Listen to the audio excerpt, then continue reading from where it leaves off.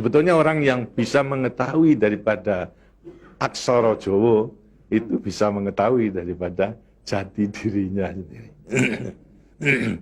Mau diterangkan ini? Sebetulnya kalau menerangkan itu harus malam semua sebetulnya.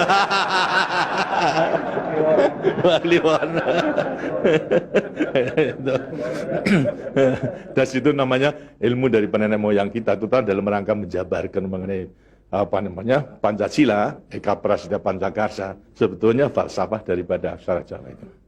Kan daripada aksara Jawa ada 20 tuh, Hono Coroko, Doto Sawolo, Podo Joyonya, Mogo Bodongo, 20 itu. Itu betul-betul merupakan apa namanya gambaran daripada nenek moyang kita untuk menjelaskan kepada kita mengenai sangkan paran kita, sangkan paran ing dumati. Dari mana kita akan kemana daripada kita itu. Nah, kemudian akan bisa mengetahui dirinya sendiri selama hidup di dunia. Disebutkan Hono Coroko. Ho itu daripada apa? Hono. Hono ada. No itu daripada apa? Dari wujud daripada Hono. Mulai daripada Gono Legeno. Gono itu belum wujud, belum berbentuk. Apa namanya? Legeno itu masih belum ada sandangan, masih utuh, Itu belum ada taling tarungnya dan sebagainya, masih belum sandangan. Terus Hono. Jadi manusia itu memang dilahirkan, diciptakan oleh Tuhan, mulai daripada Hono hurip. Huripnya siapa? Nur daripada Tuhan Yang Maha Kuasa. Lantas diciptakan oleh manusia terdiri pada apa namanya? Tanah, kemudian air, lantas apa namanya? Ini Hawa dan juga api. Apa itu? Ya daripada semua tumbuh-tumbuhan yang ada ini.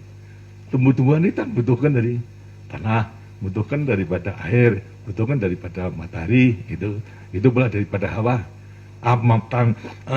Daripada tanam-tanam dimakan daripada manusia, ada laki maupun perempuan, akhirnya menjadi cacat dari mani.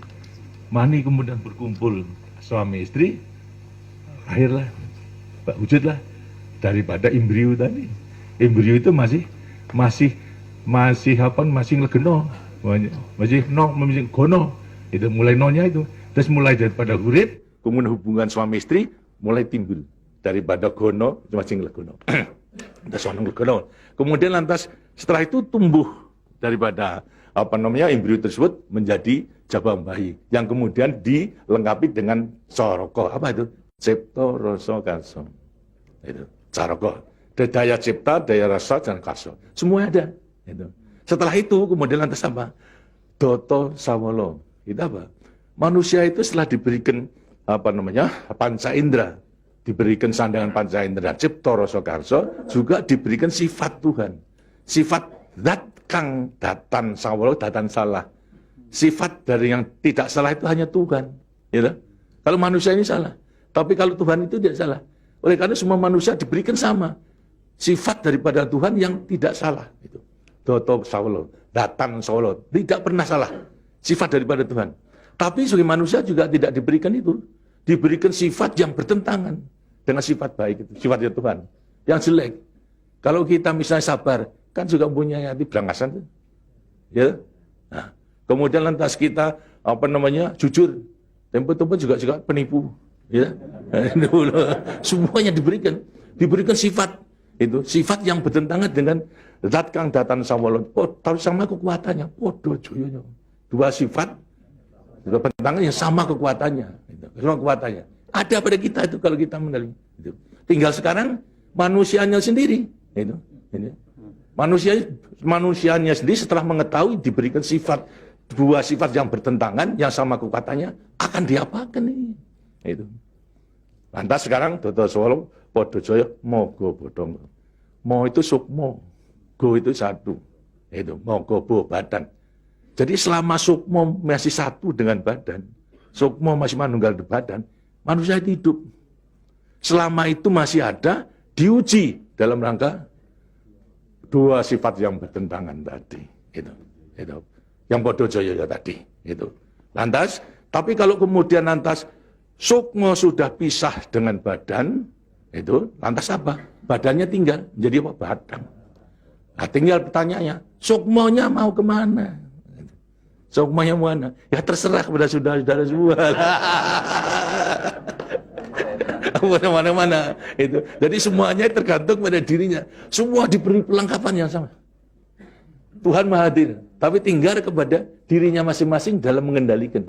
Kalau mau yang diujar itu adalah memang yang bertentangan yang jelek, bukan sifat Tuhan, ya tempatnya juga sudah ada. Di neraka, tidak bahagia di dunia di akhirat nanti. Tapi kalau yang dikendalikan atau yang dilayani itu adalah sifat daripada Tuhan, ya dengannya akan dekat kepada Tuhan. Karena Tuhan itu kan tidak mawujud, gitu. Tidak bentuk, ya, tapi sifatnya ada. Jadi kalau kita mau kembali dekat kepada Tuhan, ya membawa sifat yang baik itu, sifat Tuhan kepada Tuhan. Itu sebenarnya gampangnya daripada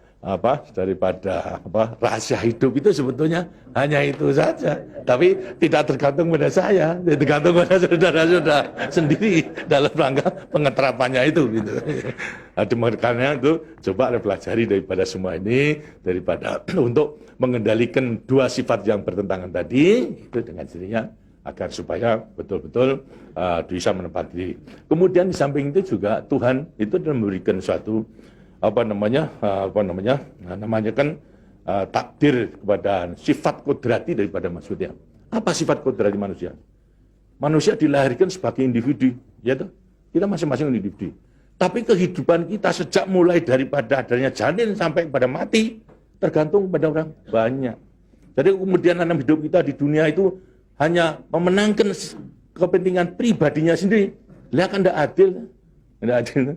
Seharusnya memang menyadari bahwa sebagian besar daripada hidupnya tergantung kepada orang lain.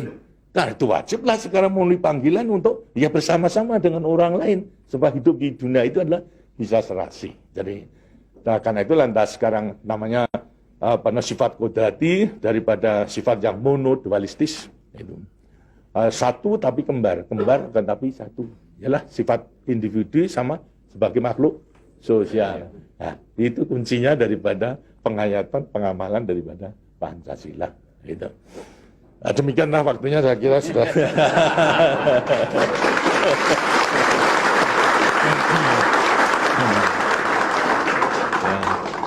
Walaupun ini tidak cuma kliwon,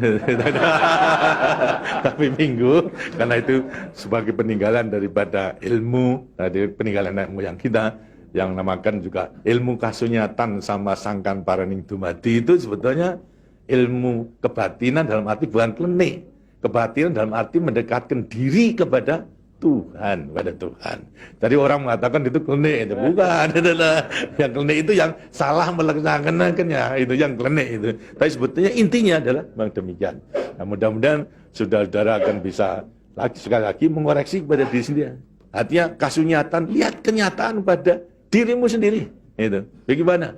Karena sudah mengetahui, baru nanti akan gampang. Kita meletakkan semuanya. Terima kasih. Dan demikianlah daripada penjelasan. Karena itu setelah nanti selesai kembali ke tempatnya masing-masing, mudah-mudahan akan bisa melaksanakan tugasnya dengan sebaik-baiknya dalam kita melanjutkan pengabdian kita pada negara dan bangsa yang sedang membangun ini. Terima kasih. Wassalamualaikum warahmatullahi wabarakatuh.